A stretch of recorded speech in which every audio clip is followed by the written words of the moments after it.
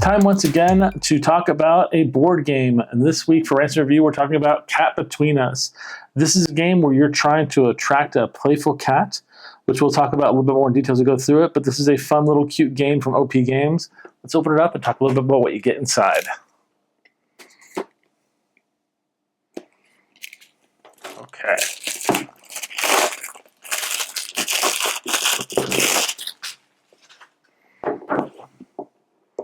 Right off the bat, this is a very low-profile box, great for small bookshelves or people who are just looking for a fun way to play. You've got a little guide here for prep phases, a round tracker card. I love it when they give you a card like this that gives you the information you need to play the game. For instance, depending on how many players you have, this is how many wins you need, 1 win, 2 win, and all the like, which is really awesome.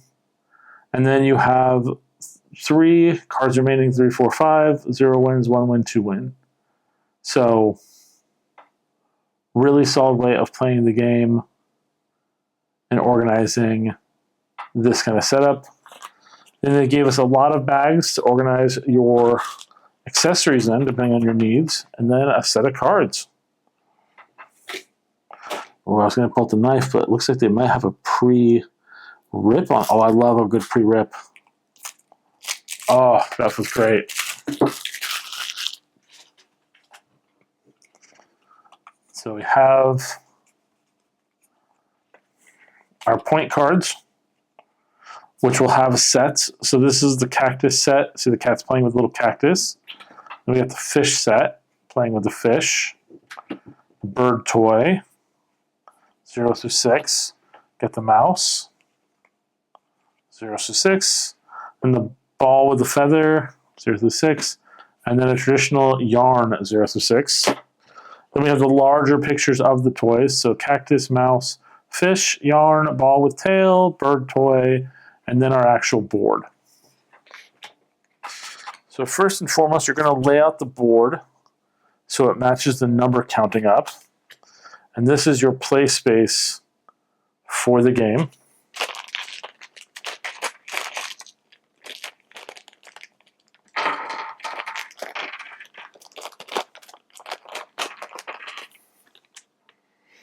We have your marker cat, and then every cat has 2 tokens for their colors.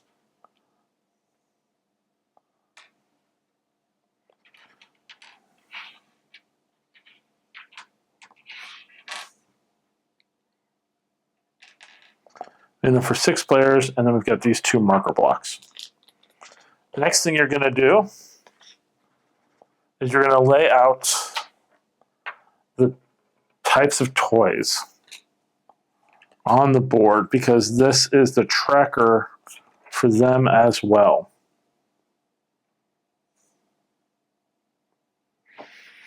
And so that's the primary start of your game board.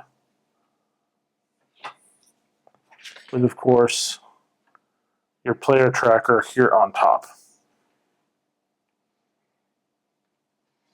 So you can keep track of the gameplay. So let's say hypothetically we're playing a 2-player game.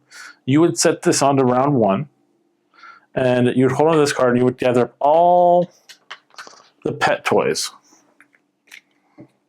on the board. And then you would choose the colors of the 2 players that are playing, put the others aside, and both players would put their cat on the first card's cat shelf in the room. You shuffle the cards.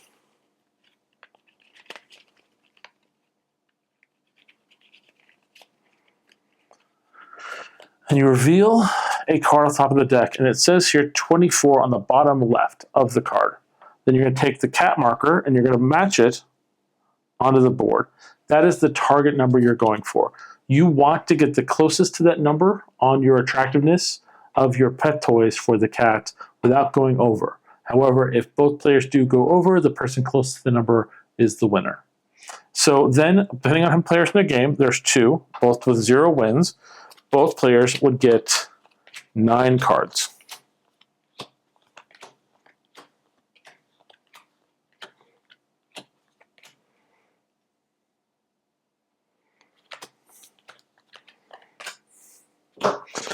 So we got 9 cards for both players. They've got a series of cards that match certain toys. Now on their turn, you're going to play 1 for each one, knowing that you're going to try to hold on to at least whatever cards you can. So you have 6 toys on the board, you're going to be putting 2 down total. And then at the end of the game, you should be left with, let's see, we have 9, so 3 cards each will probably likely be what we'll have left over from both players. So it doesn't matter what the point score of what you have is. What matters is the point score that you're going to have left over when you add up the actual toys. So as it's a 26, you might not want to go over, so I would probably get rid of my high numbers and my mindset, and then I would keep and play the number. So I'm going to have, at the very least, probably cactus, rat, and tail, which is good.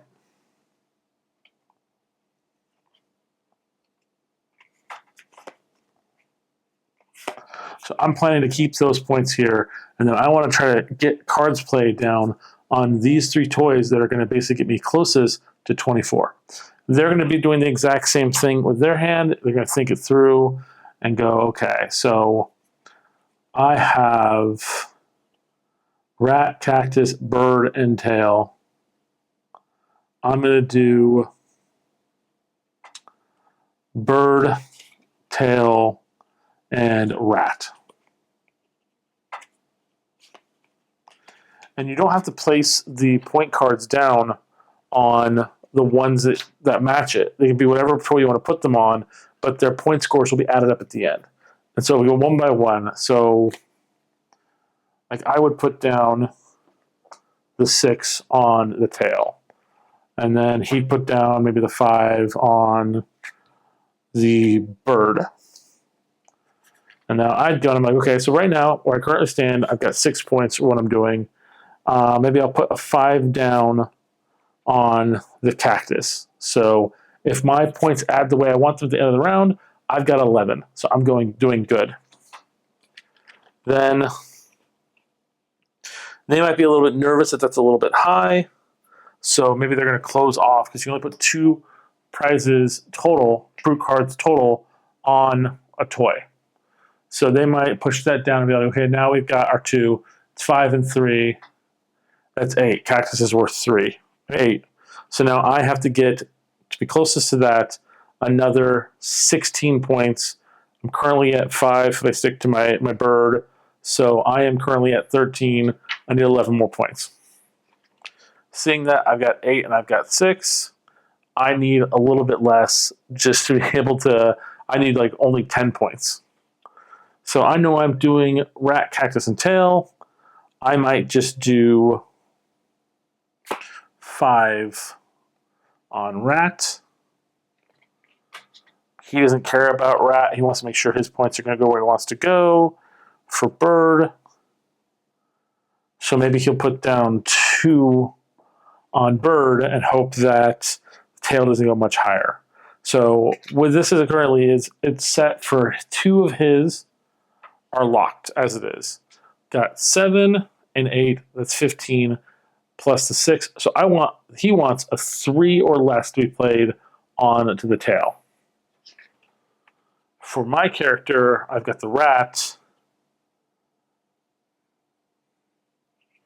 I might swap out my 0 rat to place a 4 onto there. And now I need 6 total to close out what I have. Because I'm doing rat, cactus, and tail. So this right here is 9 plus 8 equals 17. I need 7.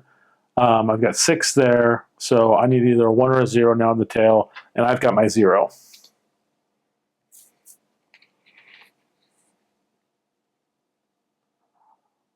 So seeing this and how he wants tail, and his current setup is locked as well for bird, which is currently at 7, and then for the cactus, which is currently at 8, that's 15. Then yeah, that 21, so he needs 3. He might be all like, I can't hit 3 with my cards unless I swap out my cactus So I'll play this 3. So now as it stands, tail is locked. Really, all the cards I have that matter to me are basically locked down and done. And I'm looking here going, okay, so my current setup is I've got 8 plus 9 plus 9. That is 18 plus 8 equals 26. I'm over. So I don't really have a way of swapping unless I drop, and I'm going to do 2 cactuses. So if I want to do 2 cactuses and tail, it'd be 9 plus 8 plus 8. It's the same thing, I'm still over. But that's still closer than doing like 9 plus 9 plus 8. So yeah, so he's going to drop the mouse and just go with cactuses. So he puts down a 0 there. They're already locked. They don't have anything they can do. Boom. And boom. So as it currently stands, for this player, which is going to be the red player, they have a tail, which is going to be 9. They have the bird, which is going to be 7. And they have the cactus, which is 8. So 8 equals exactly 24. Nailed it. Now for yellow player, they've got 5, tail, which is going to be 6. Sorry, 9. They've got cactus, which is 8, 17. They got cactus again, which is going to be 25. So they're just pulled close. They're not there. So the winning piece goes to specifically the red player. Red player will then move up to the next board, and they are currently 1 step closer to winning the game. On the next round, which is round 2 now, because they won one, instead of getting just 9 cards, they're going to get actually 10 cards in the gameplay. And the reason why they get the extra card now is that they're going to have more points to work with, so the likelihood to win again will be less. And then you're going to keep playing additional cards, but you're stuck with the extra cards that you have, specifically for the purposes of adding those points up to get you go. So now as a higher card holder, if you're plotting the 4 cards you're going to have at the end, you're going to specifically pick a set of cards that are going to be lower points on yours. Because say, for instance, you get, which is the first reveal, the point score required is 22. So with 4 cards, you're basically breaking that down into 5, 5, 6, 6. And a lot of these cards are going to blow you out of the water. But it's incredibly fast-paced. You win the game with 3 victories, or the person who has basically the closest to it at the end of round 7. It's just a really cute and fun and easy game to play. And if you love cats or anything cat-themed, this is definitely an interesting game for the family. Hope you guys like this. Hopefully you guys pick this up for yourself for your next game night, and we'll see you guys next time. Bye.